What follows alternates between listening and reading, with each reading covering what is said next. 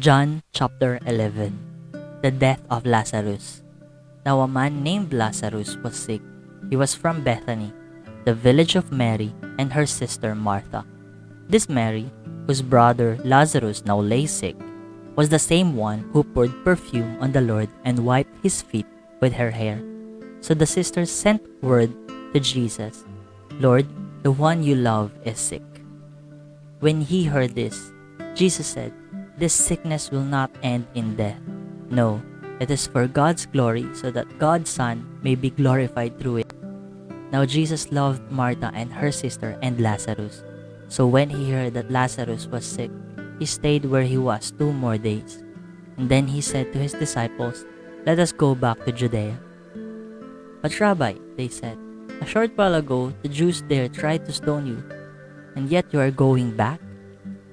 Jesus answered, "Are there not 12 hours of daylight? Anyone who walks in the daytime will not stumble, for they see by this world's light. It is when a person walks at night that they stumble, for they have no light." After he had said this, he went on to tell them, "Our friend Lazarus has fallen asleep, but I am going there to wake him up." His disciples replied, "Lord, if he sleeps, he will get better." Jesus had been speaking of his death, but his disciples thought he meant natural sleep. So then he told them plainly, "Lazarus is dead, and for your sake I am glad I was not there, so that you may believe. But let us go to him." Then Thomas, also known as Didymus, said to the rest of the disciples, "Let us also go, that we may die with him." Jesus comforts the sisters of Lazarus. On his arrival, Jesus found that Lazarus had already been in the tomb for 4 days. Now Bethany was less than 2 miles from Jerusalem, and many Jews had come to Martha and Mary to comfort them in the loss of their brother. When Martha heard that Jesus was coming, she went out to meet him, but Mary stayed at home. "Lord," Martha said to Jesus, "if you had been here, my brother would not have died. But I know that even now God will give you whatever you ask." Jesus said to her, "Your brother will rise again." Martha answered, "I know he will rise again in the resurrection at the last day." Jesus said to her, "I am the resurrection and the life. The one who believes in me will live, even though they die. And whoever lives by believing in me will never die. Do you believe in this?" "Yes, Lord," she replied. "I believe that you are the Messiah, the Son of God, who is to come into the world." After she had said this, she went back and called her sister Mary aside. "The teacher is here," she said, "and is asking for you." When Mary heard this, she got up quickly and went to him. Now Jesus had not yet entered the village, but was still at the place where Martha had met him. When the Jews who had been with Mary in the house comforting her noticed how quickly she got up and went out, they followed her, supposing she was going to the tomb to mourn there.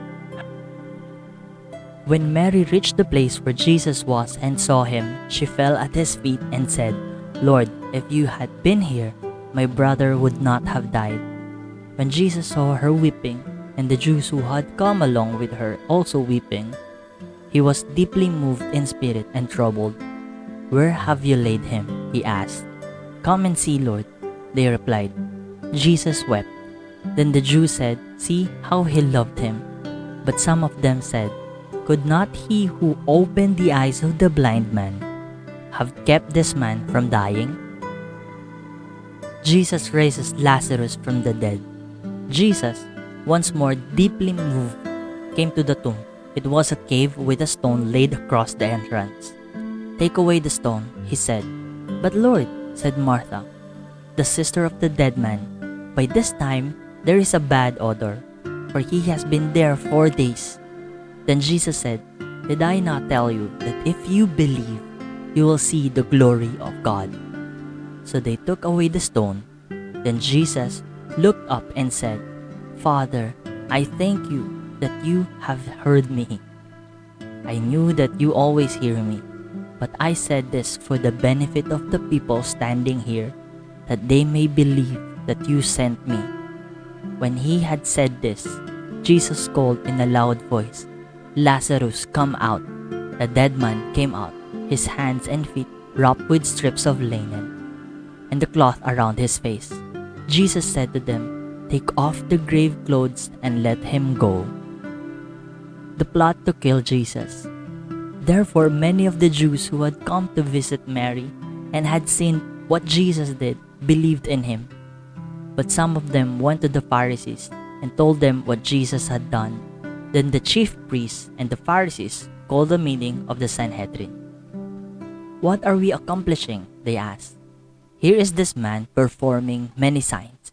If we let him go on like this, everyone will believe in him. And then the Romans will come and take away both our temple and our nation." Then one of them, named Caiaphas, who was high priest that year, spoke up. "You know nothing at all. You do not realize that it is better for you that one man die for the people than the whole nation perish." He did not say this on his own, but as high priest that year, he prophesied that Jesus would die for the Jewish nation. And not only for that nation, but also for the scattered children of God, to bring them together and make them one. So from that day on, they plotted to take his life. Therefore, Jesus no longer moved about publicly among the people of Judea.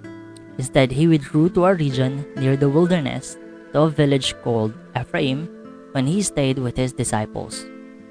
When it was almost time for the Jewish Passover, many went up from the country to Jerusalem for their ceremonial cleansing before the Passover.